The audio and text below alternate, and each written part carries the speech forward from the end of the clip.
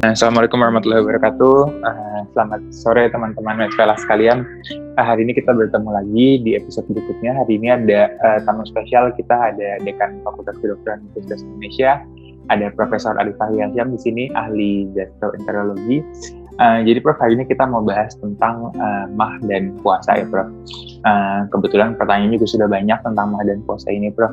Jadi mungkin boleh dijelaskan dulu Prof ya ke teman-teman di sini sebenarnya apakah puasa itu sebenarnya punya dampak ke MAH itu sendiri Prof? Karena kan kita tahu kalau misalnya puasa itu akan ada kekosongan lambung dalam waktu yang cukup lama gitu Prof. Sementara itu kan akan memicu terjadinya MAH. Nah ini gimana Prof dari ahli gastro ini Prof? Apakah ada efeknya Prof? Ya, terima kasih. Assalamualaikum warahmatullahi wabarakatuh. Bertemu kembali ya di dalam media ini untuk memberikan informasi-informasi kepada masyarakat. Ya, pertama-tama saya sebutkan bahwa ini memang selalu hal yang dipertanyakan oleh masyarakat. Jadi ketika dia harus berpuasa Ramadan, maka dalam waktu 14 jam lambungnya kosong gitu ya. Nah, baik yang orang lambungnya normal juga akan bertanya, kok nanti saya malah jadi sakit MAH begitu. Apalagi yang sakit MAH lebih bertanya lagi. Selama ini kan saya dalam 4 jam aja 6 jam perut kosong udah gak kuat gitu. Nah, ini hal-hal yang memang sering ditanyakan oleh masyarakat menjelang Ramadan ya. Dan ya saya mesti bilang bahwa pertama buat orang yang sehat tidak ada masalah berpuasa. Nah, buat orang yang sakit MAH pun malah akan lebih baik puasanya. Akan lebih baik dengan dia berpuasa sakit MAH-nya. Nah, ini kita mulai. Kenapa kok bisa begitu gitu ya? Nah, kita mulai dari hikmah sehat kita berpuasa.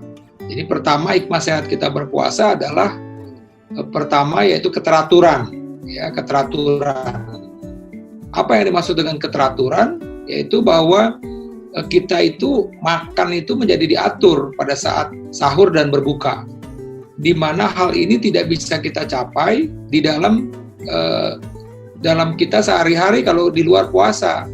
Kenapa ya tadi kadang-kadang kita misalnya breakfast sarapan pagi jam 6 ya menjelang berangkat kerja, kadang-kadang sambil jalan mungkin jam 7, karena terlalu sibuk keteburu-buru mungkin juga nggak sempat sarapan pagi.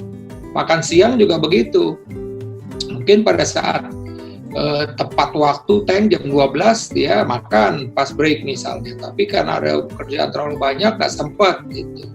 Dan seterusnya sedemikian sehingga bisa saja pada makan siang itu dia akhirnya juga jadi terlambat. Begitu juga makan malam. Ya mungkin mengejar macet dia makan malamnya ditunda sampai di rumah. Atau sebaliknya karena takut macet dia makan malam dulu di kantor. Jadi hal-hal ini kalau kita puasa Ramadan keteraturan ini bisa diatasin. Kenapa? Karena kita pasti sahur dan berbuka. Ya tidak mungkin lagi kita tempat lain gitu. Nah kemudian hal-hal positif lagi adalah kebiasaan untuk mengkonsumsi camilan-camilan yang tidak sehat selama kita puasa Ramadan. Selama kita di luar puasa Ramadan. Maksudnya apa? Ya biasanya kan kalau kita tidak berpuasa misalnya ya kita mengkonsumsi kopi, kemudian goreng-gorengan, ya kan, kemudian juga mungkin hal-hal yang coklat, keju yang sebenarnya tidak sehat untuk lambung kita. Nah, pada saat kita berpuasa, kondisi ini itu kita kendalikan. Ya udah pasti kita mengurangi minum kopi, udah pasti mengurangi camilan-camilan tidak sehat. Nah, kondisi inilah salah satunya yang memperbaiki bagi orang-orang sakit MAH itu menjadi lebih baik. Ya, karena sebagian besar orang-orang sakit MAH itu adalah orang sakit MAH yang fungsional. Ya, lebih kira-kira 60-70%. Riset kita juga menunjukkan hal yang sama seperti riset di luar negeri. Artinya apa? Mereka ini terjadi karena ketidakteraturan tadi. Sakit MAH-nya itu kambuh karena ketidakteraturan. Kemudian dua hal yang penting lagi, yaitu yang kedua adalah pengendalian diri. Nah, pengendalian diri ini adalah bagaimana kita pada saat berpuasa ini dianjurkan untuk hidup kita tuh lebih tenang, ya kan? Kita mesti banyak istighfar, baca Al-Quran, dan hal-hal ini merupakan energi yang positif buat badan kita. Dan kita juga diminta untuk selalu berpikir positif, gitu ya, menghindari hal-hal yang buruk, misalnya tadi ghibah, ya, membicarakan orang lain atau bahkan memfitnah orang lain, membicarakan hal-hal yang tidak penting, tidak perlu. Misalnya kita lebih banyak untuk mendengarkan siraman rohani, ya, kemudian juga mungkin mendengarkan ayat-ayat suci Al-Quran dibacakan, atau kita membaca Al-Quran sendiri. Jadi itu hal-hal yang membuat ketenangan. Dan sekali lagi ini 2 poin ini penting, keteraturan dan pengendalian diri ini adalah sumber di mana orang-orang sakit mah itu yang umumnya fungsional karena mungkin faktor stres, karena malah tidak teratur menjadi sembuh. Jadi oleh karena itulah maka buat orang yang sehat, puasa akan membuat lambungnya tambah sehat. Buat orang yang sakit mah yang umumnya tadi yang fungsional, itu kondisi puasa ini akan memperbaiki sakit mahnya. Kita tahu beberapa studi yang kita juga lakukan, pernah misalnya salah satu peserta didik dokter spesialis pada pasien-pasien GERD misalnya.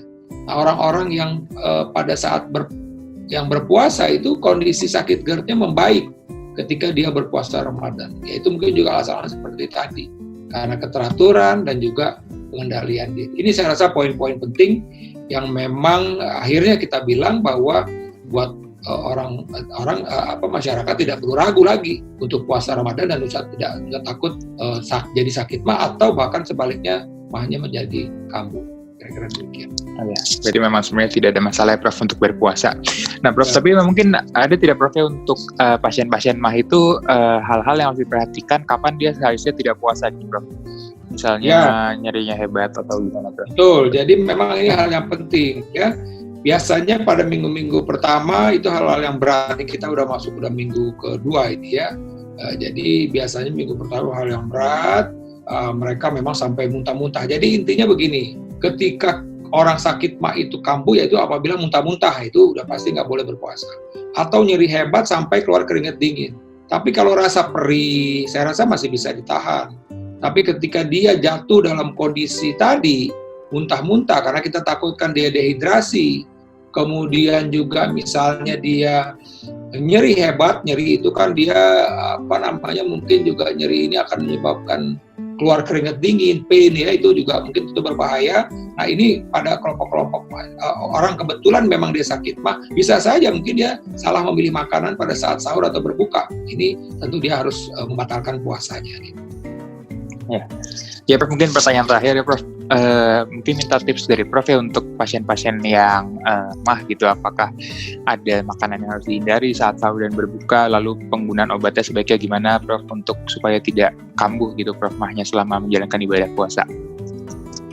Ya, pertama yang penting harus diperhatikan adalah buat orang yang sakit mah itu tetap melakukan sahur dan berbuka. Itu dulu yang penting harus itu. Ya, diusahakan tentu berisi makanan yang dengan gizi yang seimbang. Maksudnya apa? Ada karbohidrat, ada nasi. Ya tentu diusahakan hanya pada saat sahur itu nasi lembek.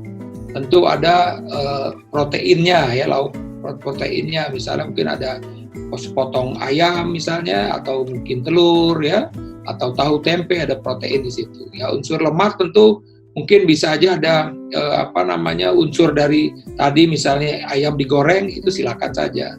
Tapi mungkin yang bergulai-gulai ini mesti dihindari pada saat sahur.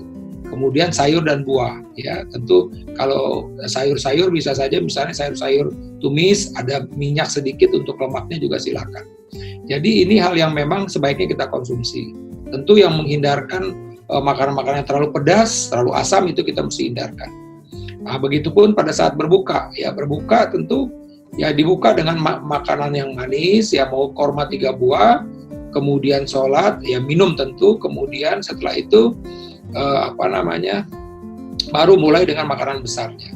Tapi sekali lagi juga buat orang yang sakit mah tetap mesti menghindari makanan terlalu berlemak, ya, unsur-unsur yang mengandung coklat atau keju itu juga mesti dihindari. Ya. Ini hal yang penting harus diperhatikan, dan untuk yang lainnya ini tidak ada masalah sebenarnya ya. Jadi aktivitas seperti biasa. Kalau memang mau sholat tarawih kan saat ini memang dengan kondisi COVID ini sholat tarawih di rumah harus sebaiknya memang bisa mengerjakan sholat tarawih di rumah.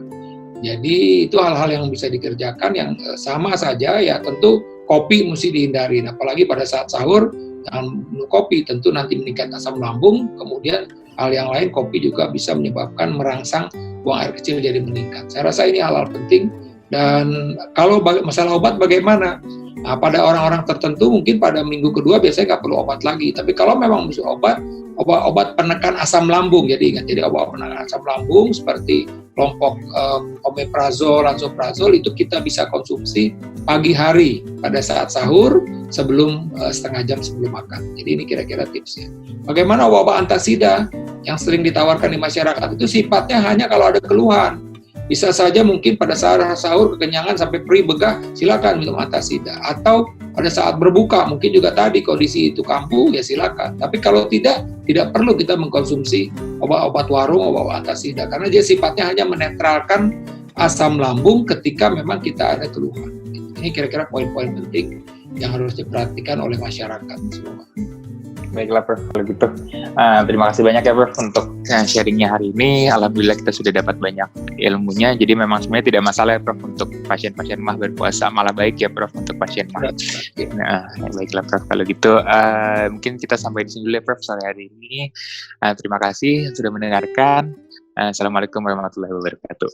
Waalaikumsalam warahmatullahi wabarakatuh.